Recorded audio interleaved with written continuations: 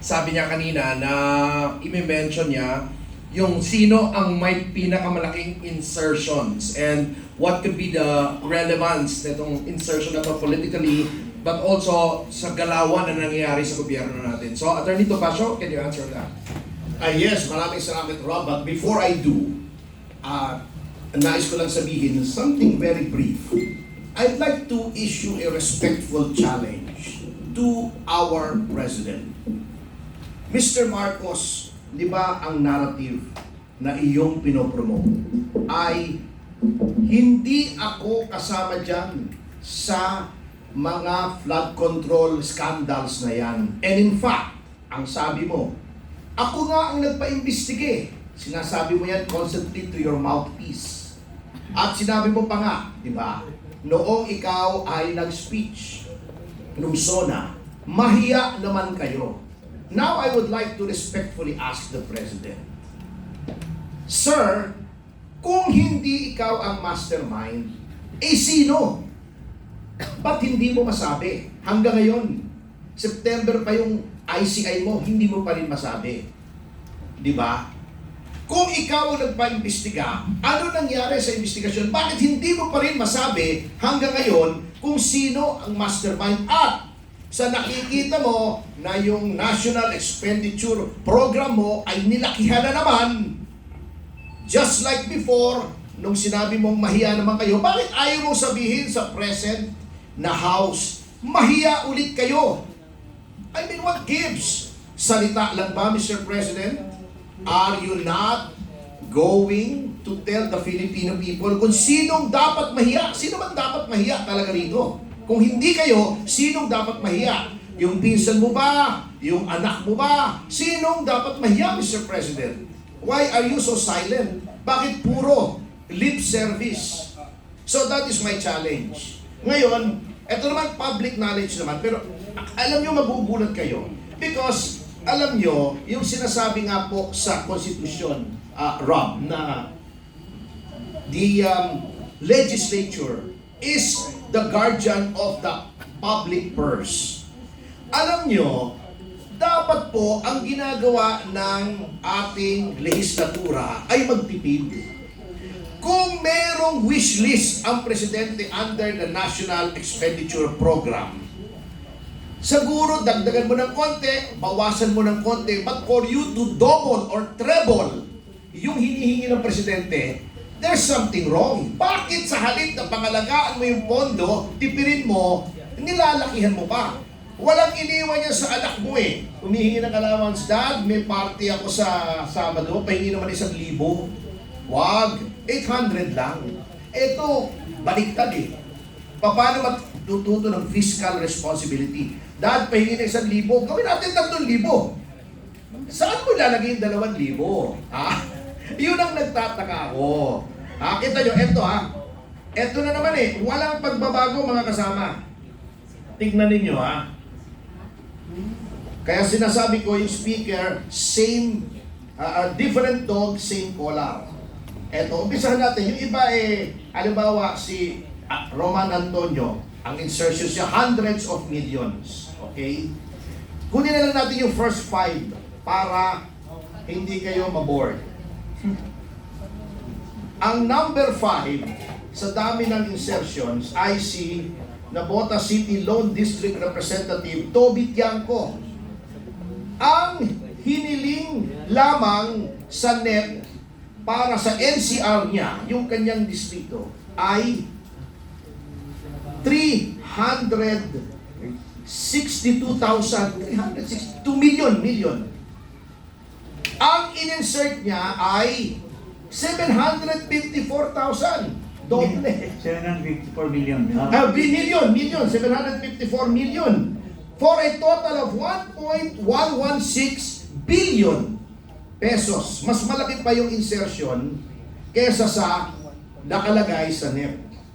Pagdating naman sa Eastern Samar, Christopher Gonzales, 2.7 ang million, 2.7 billion ang hiningi sa NEP. Nag-insert siya ng almost 900 million for a total of 3.6 billion. Eto na. Eto, the Swansing Sisters. Yung paborito, yung crush ni Congressman Oo, Jim yung Paras. pinakamagandang congresswoman sa House. Hindi, magkapatid ito. Iba pa yung si Micaela. Yung Bella, medyo, Yung Bella. medyo improved version. Hindi ko kilala kasi. Ah, Oo.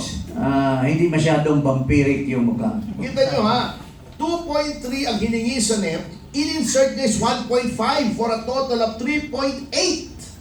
Almost 3.9 kung rounded off. Yung kapatid niya na chairman ngayon, ano? Chairman ng APRO, yeah. Oo. 1.7 ang in-insert sa 1.6 for a total of 3.4 billion. Ano yung billion ng insertions? Yung magkapatid, ang total insertions ay 3.2 billion yung magkapatid. And yung ating speaker na akala natin mag-improve from Alam mo, matino. Mr. Romualdez ay ang hiningi lang sa DPWH na sa NEP ay 1.1 billion.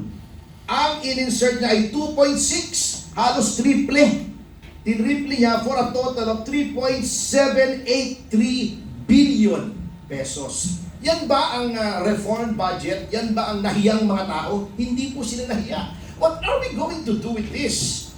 Bago si Vince Dizon, sapagkat alam naman natin, alter ego siya ng presidente, kunyari pa, binawasan niya, bago nag-sorry, insufficient data daw, kinastify pa niya yung increase. Kaya daw ganyan lang maliit, kasi mali daw yung finid niya sa presidente, doon sa NEP. Can you imagine, for someone to admit that he should have been fired on the spot?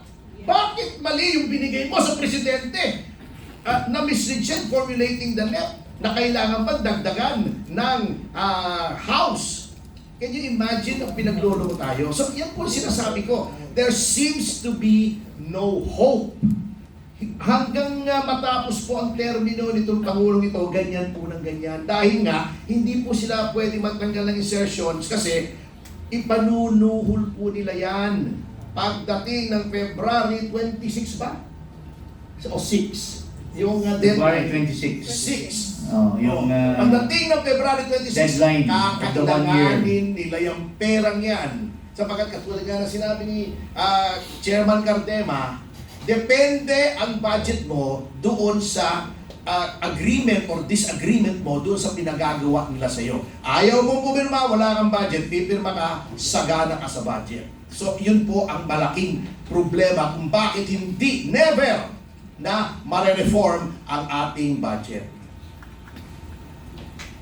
Okay, so bago po tayo makinig sa iba pang follow-up ng mga comments about that, no? We just want to acknowledge ngayon, kasama po natin sa Zoom si Dr. Lorraine Badoy. She's a physician, political commentator, and also the former spokesperson of NTF-ELCA. So, Dr. Lorraine, naririnig po niyo po ba kami?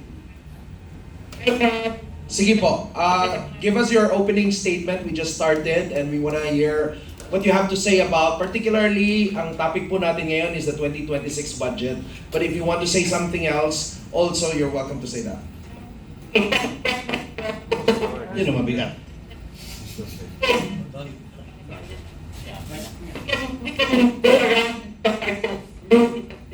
Doc Lorraine, hindi po clear yung mic.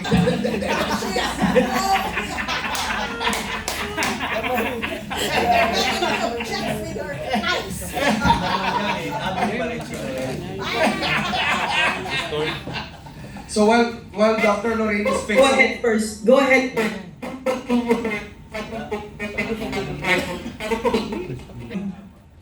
later on maririnig natin ulit si Dr. Lorraine, pero just a speculation from any one of you, dun particularly dun sa Vince, telling na mali yung finid ko, what could have happened between the President and himself dun sa possible na conversation kaya na nangyari? That's why he actually, during the BICAM was enforcing na dapat ibalik yung, yung amount na gusto niya. What could have happened? What kind of conversations and ano yung naging purpose doon kung bakit sabi ito okay na to, that was what they submitted, and eventually ngayon naman sasabihin mali yun, dapat ito yung tamang amount and all. Kung may speculations lang kayo. May I comment on that? Your Sure po. Well, unang-una, kailangan po malaman ng ating mga kababayan kung ano ba yung National Expenditure Program. Una muna, i-define natin kung ano po yun. Kasi po, yung National Expenditure Program, budget ng Pangulo yan. Ibig sabihin, sa ating saligang batas, tuwing taon, obligado ang ating Pangulo na magsumite ng budget para sa kanyang panggobyerno. So ito po yung definition ng National Expenditure Program, which is included in the mandate of the President under our Constitution. The Philippine President's proposed national budget for the upcoming fiscal year. Yun po ang National Expenditure Program. This is prepared by the DBM and submitted to Congress for deliberation, acting as the basis for the General Appropriations Bill, which eventually becomes law.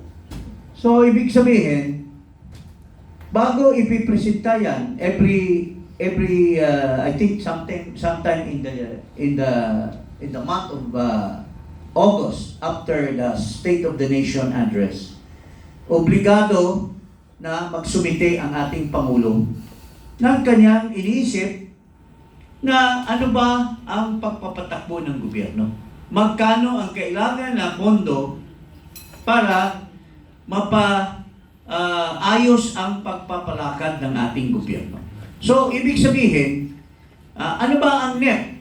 Bawat departamento ay gumagawa ng kanilang budget kung ano ang mga kailangan ng bawat departamento. So, pagdating yan sa Kongreso, re-reviewin lang. Kaya dapat ang ating Pangulo, kung matalino siya, kung maayos siya, matino siyang Pangulo, hindi pwedeng palitan yung kanyang budget. Busisiin lang ng Kongreso yan, pero pagdating uli sa tinatawag na General Appropriations Bill, yung gusto ng Pangulo na sinabit niya sa NEP, hindi dapat sana ang tatanggapin niya. Pero kung imamanggel na yan or iba-iba na ang siyempre, aangal dapat ang matino na Pangulo. Di ba? Bakit wala ito? Ito yung, halimbawa, Department of Public Works. Ano ba ang gusto ng Pangulo nung sinabit niya sa NEP? Gusto niya ito ma-address itong mga expenditures na ito na siya yung makapagpabuti sa infrastructure program. Tapos biglang pagdating ng General Appropriations Bill, wala na yung mga gusto niya. So, ibig sabihin, under the Constitution, ikaw ang Pangulo, mayroon kang power of tinatawag na veto power. Pwede mong harangin yung mga pinaggagawa ng mga congressmen for their own benefit, which is no longer for the benefit of the people in the first place. Kasi ang Pangulo, siya yung naglalatag ng anong maganda para sa taong bayan. Pero pagdating sa kanya, pagbalik nung sinumiti niya, nawala na yung mga gusto niya. At iba na. So paano ako magiging effective na Pangulo to implement my program? Kung binago na ng Kongreso, pagdating sa BICAM, binago na lahat. Kaya, kung matino ka, hindi mo papayagan na ang Kongreso ang magdikta ng gobyerno. Pagpalakad ng gobyerno. Kaya nga yung mga insertion, dapat naayawan sana ng Pangulo. Pero, noong napakinggan natin si Saldico, at nasabi na ininstruksyonan si Pangandaman, tapos kinonfirm ng Adrian Bersamin na nag-utos si Marcos na magsingit ng 100 billion, aba, anong nangyari sa kanyang National Expenditure Program? Siya mismo ang nag-violate, nag-giba ng kanyang National Expenditure Program. Kaya hindi matino ang gobyerno. Kung ikaw presidente, baguhin mo. Tapos, mayroon ka palang intensyon na kikita ka pala doon sa insertion mo. Kasi sabi ni Saldico, after na-insert yung 100 billion na pina-insert ni Marcos, biglang nakakuha siya ng kickback na 25 billion at binigay niya kay Marcos. Anong klaseng presidente mayroon tayo? Walang hiya kang presidente ka. Sasabihin mo, mahiya kayo, pero ikaw pala ang numero unong walang hiya. Oh, what kind of kaya ako, nananawagan sa ating mga kababayan. Papayag ba tayo na ganyan kamagnanakaw ang isang presidente, according to Saldico, na kumukuha ng 25 billion? Maliban pa doon, mga kababayan, doon sa mga nilatag nilang insertions na hindi po nakaayos doon sa National Expenditure Program. Kasi ang na-insert sa 2025 budget ay nasa 280 billion more or less. Ang binito lang ng ating Pangulo, 29 billion. So napakalaki yung, maliban doon sa 100 billion na pina-insert niya, mayroon pang mga ibang in-insert. At doon sa portion na yan, which went back to Bulacan, sabi ni Saldico, 52 billion ang nakalap ni Saldico na kickback at binigay niya kay Romualdez at kay Marcos. So matino ba yung presidente na ganyan, mga kababayan? Ako po'y nananawagan sa ating mga sundalo, sa ating mga pulis. Matino ba ang ating Pangulo na kumikita sa sariling pera ng mga taxpayers, sa mga naghihirap na taong bayan? Is that the kind of president? Kaya nga po, kung matino itong ating ombudsman, kasi sinasabi niya, ito, kilala ko ito, na itong ating ombudsman, at doon sa kanyang interview, sabi niya, wala na akong ibang hangarin, kaya ako pinilit na maging ombudsman kasi gagawin ko ang tama. So, nanawagan po kami sa iyo, ombudsman, kung naimbestigahan ang ating vice presidente dahil pinahila nila ng plunder, there is no hindrance for you to investigate the president. He may be immune from suit, but he is not immune from investigation. You should show to the public the accountability of the president. Kasi may nag-akusa sa kanya. Inaakusahan siya ni Saldico na hindi lamang 25 billion at 52 billion ang kinita mo kasi sa 2025 budget lang yan. What about the 2024? What about the 2023? Magkano kinita mo, Mr. Pangulong Marcos? So, bakit hindi, alam mo, sa ating proseso ng batas, pwede kang magpadala ng isang investigador sa kung saan man si Saldico, pwede mong kuha na ng deposition si Saldico. Kung ikaw ay talagang masigasig at gusto mong talagang you go to the bottom of the corruption in the country. Kasi wala nang control over you si Marcos na-appoint ka na. Pareha lang yan sa Supreme Court Once you are appointed, you are no longer within the reach of the appointing authority. You can do your thing for the good of the people. So, yan, pwede mong imbestigan. Pangalawa, sinasabi ni Ping Lacson, hindi daw si Presidente ang nagpa-insert, kundi ginamit lang ang pangalan niya ni Pangandaman. Ginamit niya ang pangalan niya ni Adrian Bersamin. Bakit hindi mo imbestigahan itong dalawa? To go to the bottom, who is telling the truth? Is Marcos telling the truth? Or is it Adrian? Or is it Amina Pangandaman? Lalo na yung Jojo Cadiz na tumanggap ng 1 billion according to Saldico para kay McCoy. Why don't for the sake of the country, para to go to the bottom, yung pinakamataas na opisyal. Kasi sinampahan na nila kamo si Martin Romualdez. Pero hindi pa rin satisfied ang taong bayan. Sabi nila, baka si Martin Romualdez instrument lang yan ng mastermind. Para talagang masabi na may katotohanan yung sinabi ni Marcos na mahiya kayo, dapat clean na clean siya. Pero, how can he prove that he is clean when he is not being investigated? Yung ICI na ginamit niya to investigate hanggang dito lang. Pero it's beyond reach sa kanya. Kaya sabi ng mga tao, useless yung ICI kasi halimbawa si Sandro Marcos, inimbestigahan. Oh, sabi niya nung una, I am willing to dispense the ICI to have, brought in public yung testimony ko. Pero sabi, wag na. Oh, halimbawa, doon sa testimony ni Sandro Marcos, it was found out na totoo yung mga insertions niya at he made money out of it. Tapos, the ICI is about to file. Sasabihin ni Marcos, ay huwag niyong isali yan, anak ko yan. O, so anong katuturan ng ICI na yan? Kasi ang may control sa report at sa endorsement sa ombudsman is still the president. Siya gumawa ng ICI na yan. So, anong saysay ng ICI? Kaya nga, sinabi sa akin ni Babe Singson, akong unang nakakalap nung sinabi ni Babe Singson that he was resigning kasi ginagamit lang siya. Yung kanyang kredibilidad, ginagamit lang ng ICI.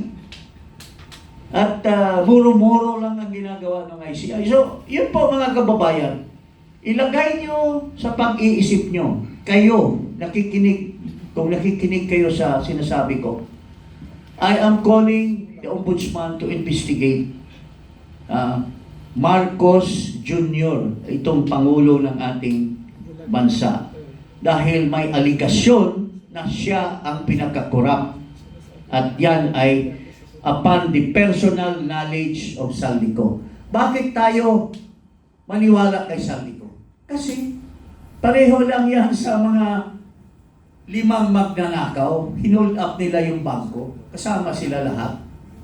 Eh noong nag-run away sila, may nahuli na isa. At ito ay ininterrogate ngayon ng policeman. At sabi niya, ang mastermind po namin, yun si Makoy Madriaga. Ang isang kasama namin, si Martin Dilima. Binagari. Ang isang kasama namin ay si Ping Soto. Soto. So